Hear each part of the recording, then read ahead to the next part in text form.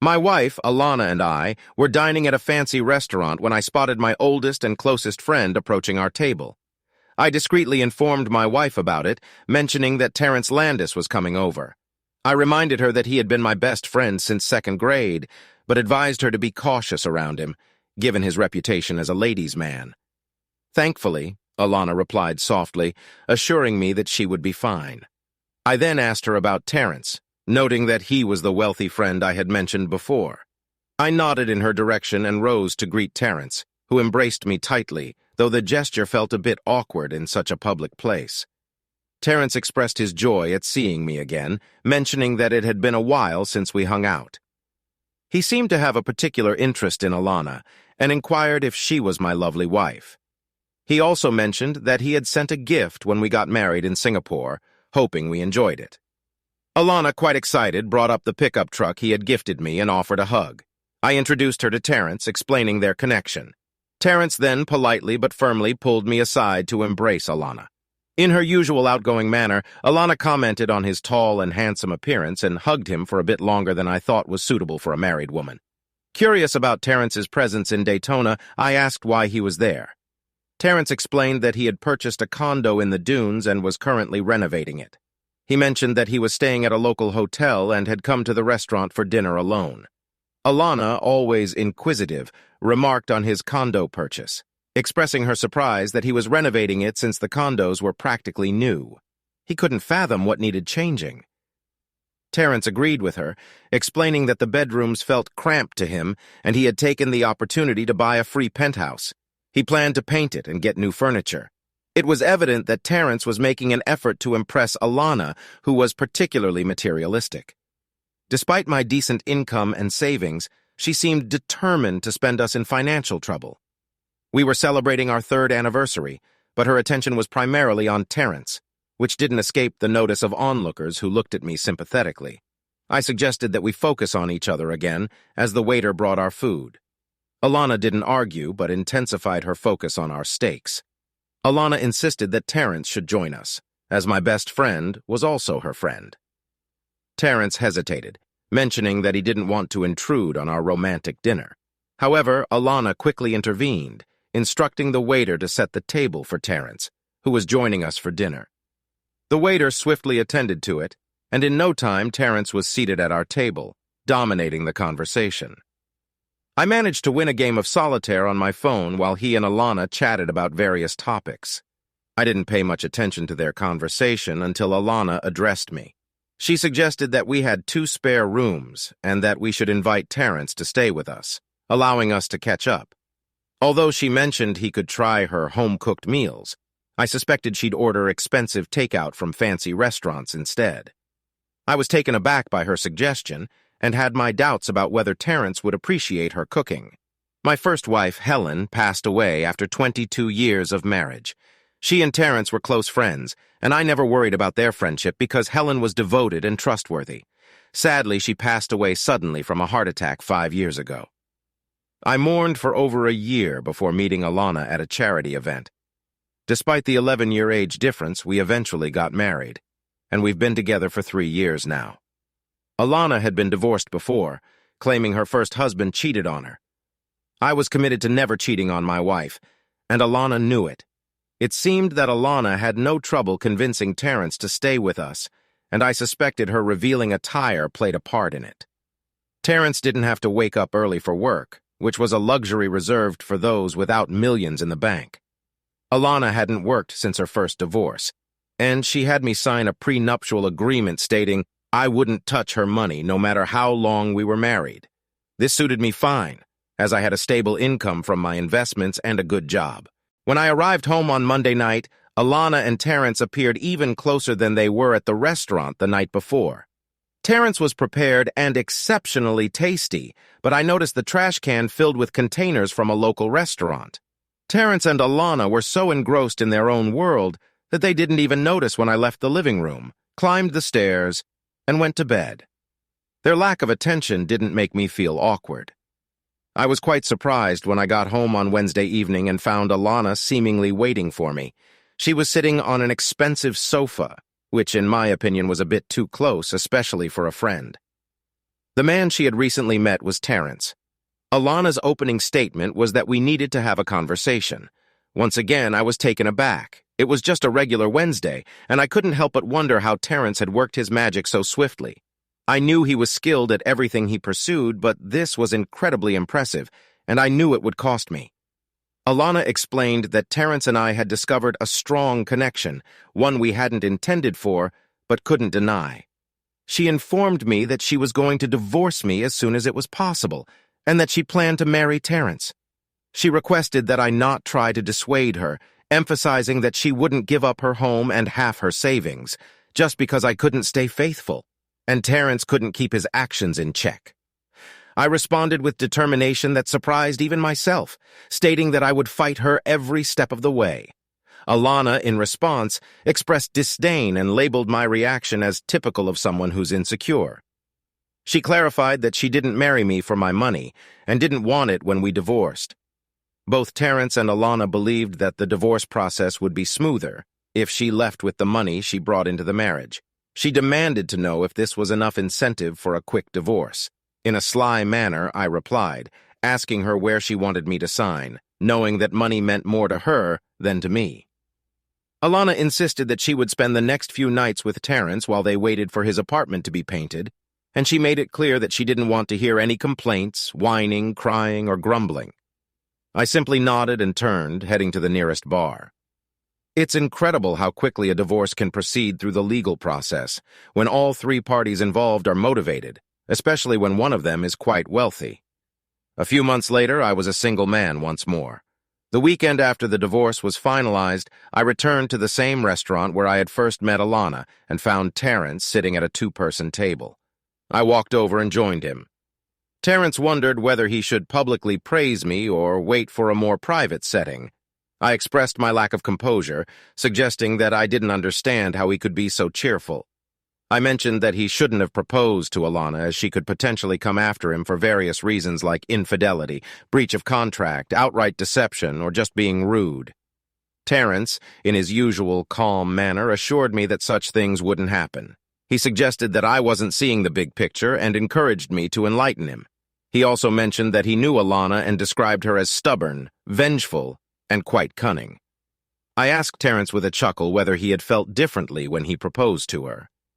I asked him to consider what the final straw was that made him decide to get rid of her. I admitted that I wasn't entirely sure, but I mentioned that it might have had something to do with the fact that her personal trainer was seeing her 3 times a week, and for some reason it bothered me. I explained that the thought of filing for divorce, even for infidelity, was unappealing because she would have received half of everything plus alimony. I added that this was why I had turned to him for help, expressing my surprise at his ability to persuade her to ask for a divorce by Wednesday. I commented that it was incredible, and noted that his persuasive skills must have improved over the years. Terrence confessed that it had more to do with how his portfolio had grown over the years. He explained that once she realized how much money he had, she was able to seduce him instantly. He admitted that he would miss her in bed, and mentioned that making love to my wife had been one of the highlights of his life. I said seriously that her unique talent drew me into this whole scheme. I acknowledged that Terrence did an excellent job freeing me from that money-hungry woman, but I wondered why he didn't care about how she'd react to being left without ever getting married. I suggested she might figure out the entire plan, given her conniving nature and cleverness. Terrence explained that he had the big picture in mind when he gave Alana a weekend at the Ritz, complete with a spa day as an engagement gift. I retorted, calling him a fool, and reminding him that Alana's personal trainer was now a masseuse at the Ritz, raising the possibility that she might have run into him. Terrence admitted that he had booked the spa for her and shared that he had visited her the previous night to see how delighted she was with his gift. He mentioned that he had a key to the room and that his phone was set up for video. I processed the situation and inquired if she had been with her former personal trainer, asking if there was a video and if she had cheated on him. I wondered if Terrence had been upset enough to call off the engagement. Terrence replied with a grin, stating that Alana was devastated by his unyielding stance, and it was the first time she'd ever done something like that. He assured me that it wouldn't happen again. I mentioned that I was on the same page as her in not being affected by the situation. Currently, Alana was out shopping, giving back the gifts I had given her, and there were tears and angry words involved. Terrence added with a big grin that I owed him dinner for convincing her to say she wanted a divorce on Wednesday. I acknowledged his efforts, saying he had saved me a lot of money and that I'd love to treat him to dinner because he had always had my back, unlike Alana, who didn't understand what real friendship meant. Story 2. I'm Frank Grimes, and my wife is Peggy. We've been married for 2 decades and have 2 children, Mike and Emma. I'm returning home after dropping off Emma at university, and I'm looking forward to discussing my wife's affairs over the past 12 years. Her latest affair is the most serious, and now that our kids are gone, she wants to leave me for her lover. As I turn onto our street, I spot our house with the lights on, indicating she's home. I pull into the driveway, get out of the car, open the front door, and walk in. My wife sits on the couch looking somewhat anxious, though I've never even raised my voice at her, let alone my hand. She glances at me and then at the 2 suitcases near the door. I focus on them too. Peggy, my wife, has left to take Emma to her first year at university. I'm sitting on the couch, waiting for my lover to pick me up. My suitcases are packed, and I've left Frank a note explaining my departure for another man. But my lover is running late, and I'm anxious about what might happen if Frank returns home first. My current lover is just the latest in a series of lovers I've had over the past 12 years, but this one is special, and we're deeply in love. I reflect on my past affairs during this time. My first lover was my tennis coach at the country club. He was attentive and caring, but he left without a word. Next was a work colleague, and our affair started on a business trip to New York, fueled by too much drink. It continued for over 2 years, mostly during company trips and late nights in his office. Then he vanished, rumored to have run off with a younger woman. After that, an old college friend and I rekindled our affair at a charity sale which lasted 6 months. The most recent affair is with Tom, my best friend's husband. It began with innocent flirting at a barbecue and evolved into a passionate love affair. Now I'm waiting for him to pick me up, but he's running late and I'm growing anxious. Peggy, were you planning to leave with Tom or did you intend to tell me about him? I point to a note on the table with my wedding rings placed on it. Frank picks up the note, drops my rings on the floor, and reads it. Dear Frank, as you can see, I left you for another man. It doesn't matter who, I love him and he loves me. We are going far away. Please don't try to find me. We had a good marriage and good times, but we've grown apart in recent years. It's time to say goodbye. Frank reads the note, smiles, and puts it in his briefcase. Then he turns to me and thanks me for the note, saying it will make things easier. He mentions a video of me with Tom in our bed, and I'm bewildered. Frank reveals that he's known about my affairs from the start and had me under surveillance. He shares that he got rid of my lovers to maintain a stable family for our children and avoid financial consequences in a divorce. Frank, let me share a little story with you.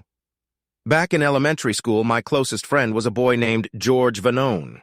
He was a small kid who often got picked on, but I'd always step in to protect him, even if it meant taking a beating myself.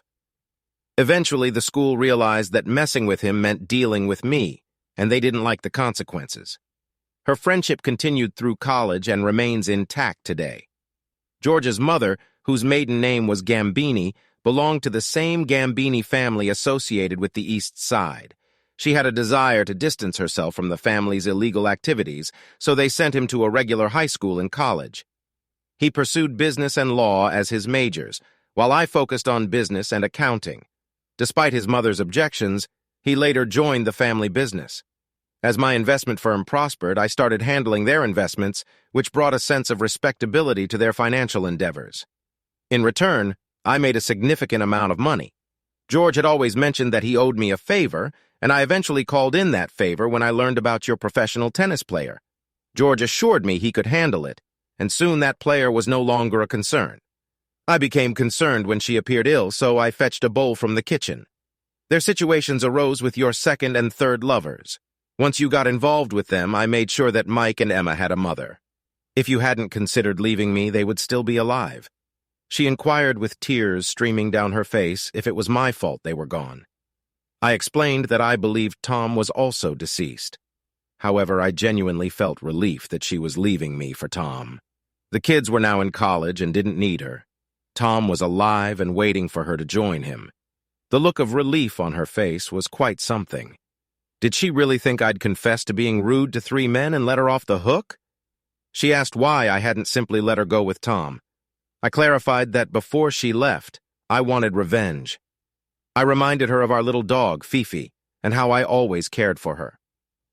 The meat labeled for dogs only in the freezer came from her previous partners after their demise. So every time I saw Fifi do her business, it reminded me that her partners were nothing more than garbage. But that wasn't all. Glute and thigh muscles made great steaks, and she had even commented on how tasty they were when I grilled them. I asked her to think about the last time she had them. This time she actually threw up, but she missed the bowl on her dressing. I continued telling her that now she knew. I pressed speed dial on my disposable phone, and 2 burly men entered through the front door. They informed her that these gentlemen would ensure her rendezvous with Tom, and she could spend the rest of her life with him, knowing she was accountable for the souls of her former lovers.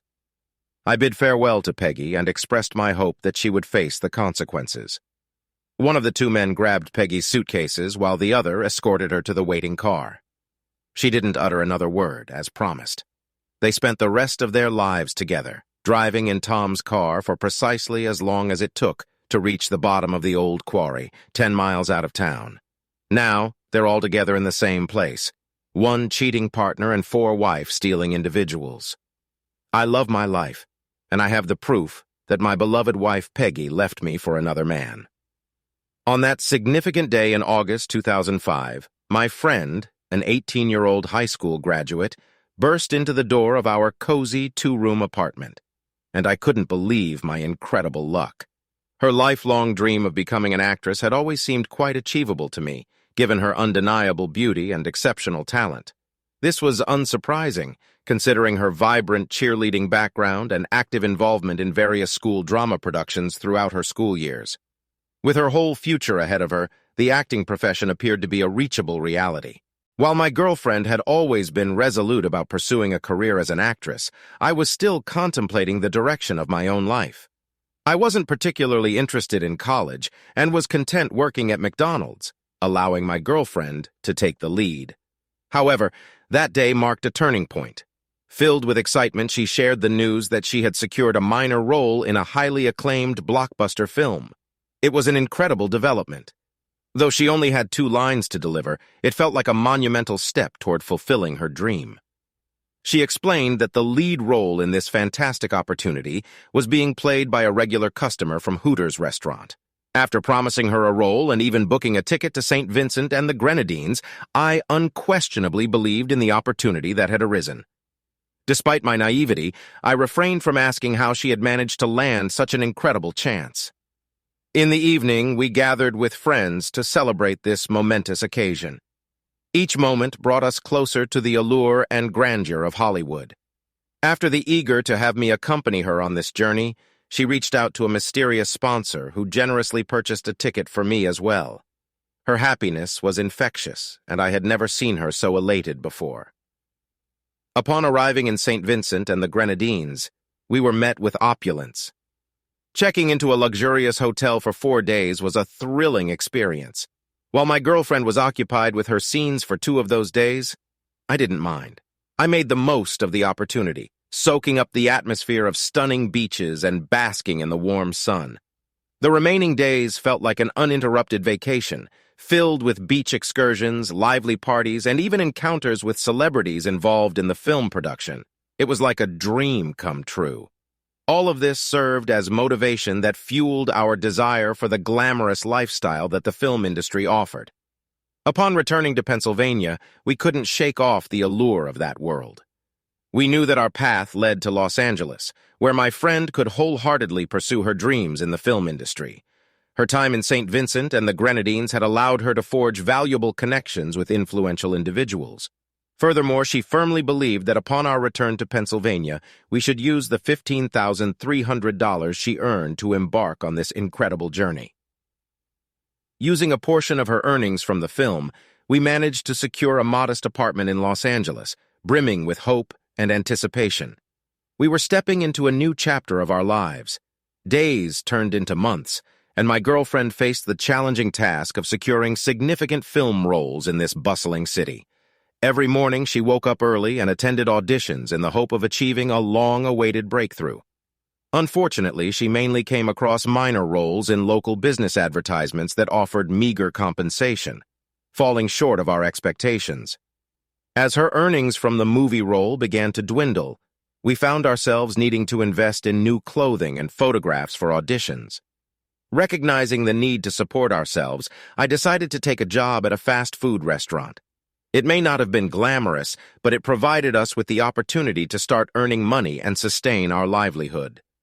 As our savings dwindled, I witnessed her hopes and dreams gradually fade in her eyes. Every evening we returned home burdened by the weight of rejections and disappointments, as she came face to face with the harsh realities and fierce competition of the film industry in Los Angeles. In our small Pennsylvania town, she had been considered the epitome of beauty. But in this sprawling city, beauty was commonplace. Months turned into nearly a year, and she still couldn't secure a substantial role for herself. The clothing she bought was now second-hand, and prospects for advancement seemed uncertain.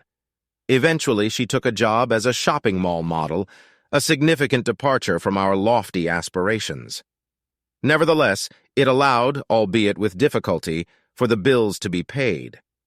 During this period, I found my own path in life as a fitness trainer. Balancing two jobs, one at a restaurant and the other training numerous clients, I aimed to provide stability and support.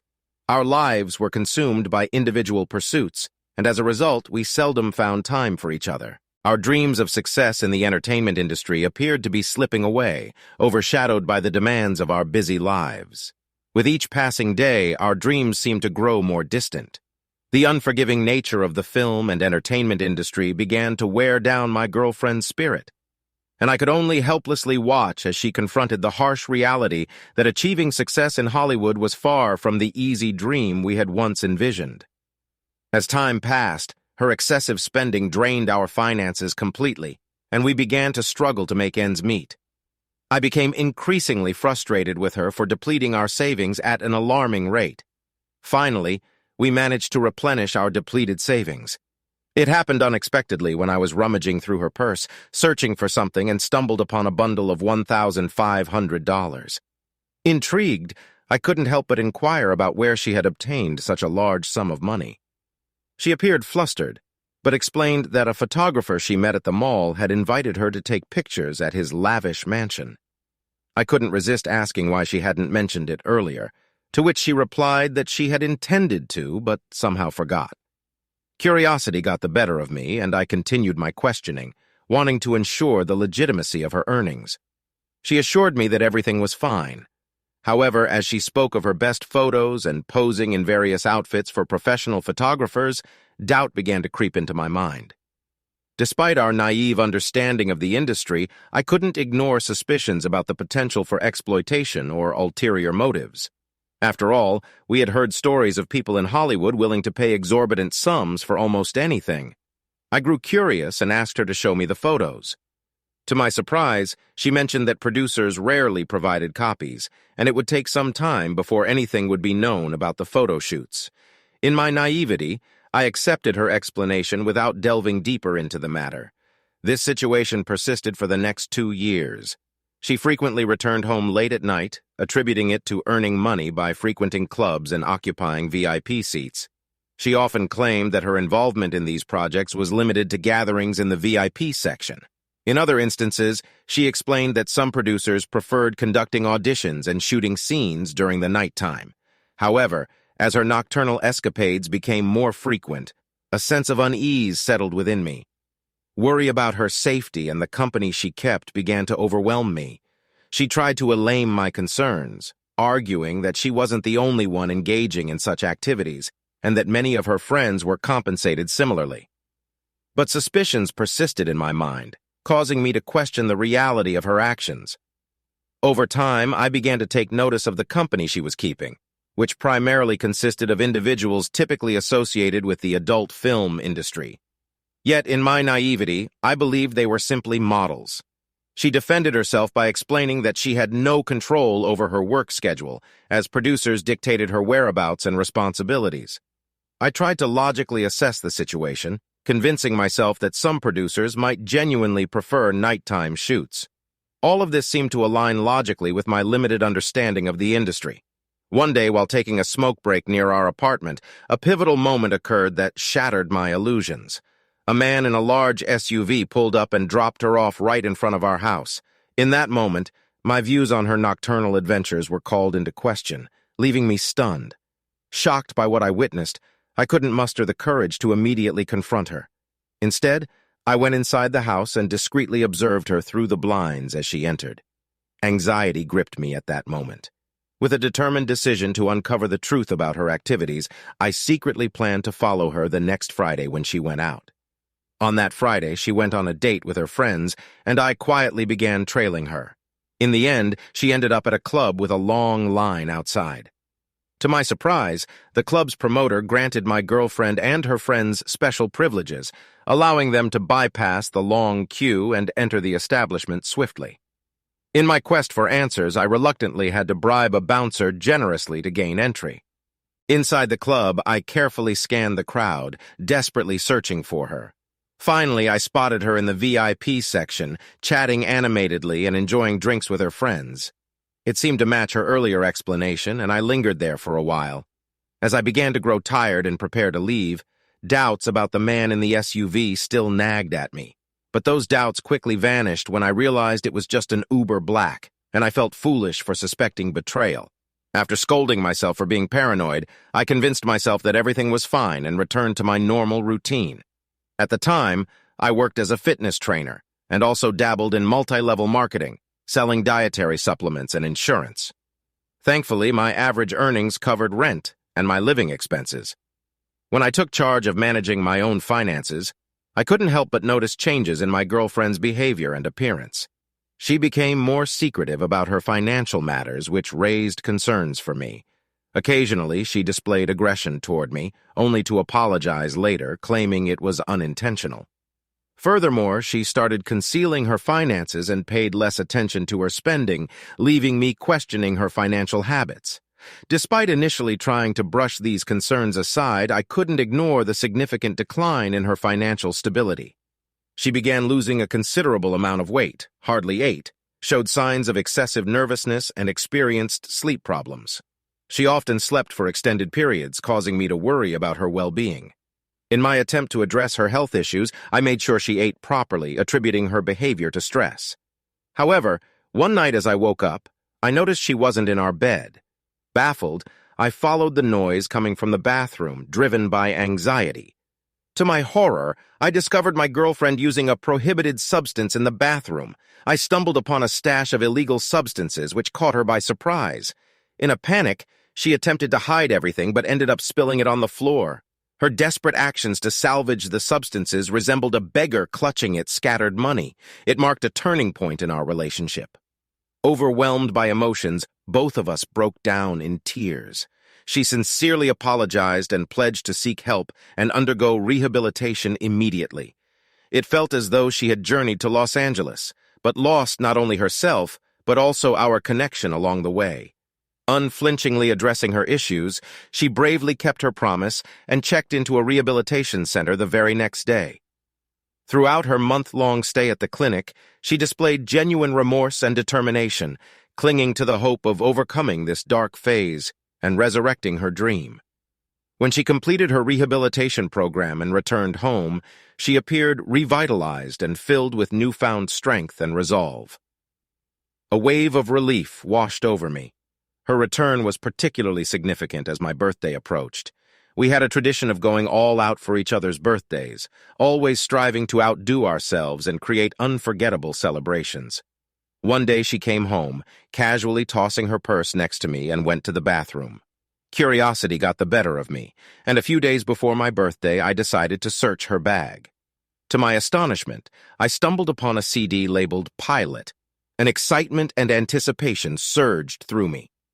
Without hesitation, I popped it into the DVD player, eager to discover its contents, anticipating it might be a surprise related to me or perhaps footage of a screen test she attended. I was utterly shocked and filled with anger as the unexpected truth unfolded on the screen. The video showed my girlfriend engaging in intimate activities with another man. It was an image I could hardly fathom. Overwhelmed by emotions, I stormed into the bathroom where she was showering, venting my anger and demanding an immediate explanation for her involvement in such actions. As she emerged from the shower, I noticed she was trembling and she offered heartfelt apologies. She admitted that what I witnessed was initially meant as a one-time encounter, but it spiraled out of control. I could scarcely comprehend her words. Confused and in search of clarity, I asked her how long she had been involved in this industry. Reluctantly, she confessed that it had been ongoing for over a year. My confusion deepened when she struggled to provide an exact count of how many times she had participated in such activities. Citing the frequency blurred the boundaries and made it hard to keep track. What struck me even more was that the dates and timestamps on the videos coincided with the period when I believed she was in a rehabilitation center seeking help, not pursuing adult films for financial gain. And to rebuild my life, I cut off all contact with my ex-girlfriend and focused on my career as a fitness trainer and my involvement in multi-level marketing. Unfortunately, the latter turned out to be a pyramid scheme that was eventually shut down by authorities, dashing my hopes. Undeterred, I decided to invest my savings in opening a gym. However, the high expenses in California opposed a significant challenge. Opting to join the Planet Fitness franchise, I seized the opportunity to open a small gym in my Pennsylvania hometown before leaving California. Wanting to be transparent, I reached out to my ex-girlfriend to inform her of my departure. Despite our breakup 6 months earlier, our connection remained strong, and our phone conversations stirred up emotions in both of us. She spoke of feeling abandoned, emphasizing that I had brought her to California and then abandoned her when she needed me most. Her words left me speechless, and I found myself immersed in memories of our shared youth and the dreams we once held together. Having made the decision to return to my hometown, I took the initiative to establish the Planet Fitness Center. As the business began to thrive, I also found solace in close relationships that brought joy and fulfillment back into my life. However, over time, I heard unsettling rumors that my ex-girlfriend had turned to a life of street-based solicitation to support her illegal substance use. Slowly skeptical, I decided to investigate and discover the truth firsthand. What I uncovered left me utterly shocked. The person I once knew had become a mere shell, devoid of the vibrant soul I had cherished. About 2 years after the opening of my gym, the situation took an unexpected turn. Everything had been going smoothly for me. The membership at my gym kept growing, and it seemed like life was on a positive trajectory. Then, an unexpected and devastating piece of news reached me. My ex-girlfriend had passed away while with a client, having consumed an excessive amount of a prohibited substance. The moment I received this heart-wrenching information, chills ran down my spine and I rushed home. Unable to contain my emotions, I sat on the shower floor, overcome by uncontrollable grief and tears. To this day, I still carried guilt and never ceased to wonder if I could have done something differently. Despite reassurances from my therapist, pain and regret continue to weigh heavily on my heart.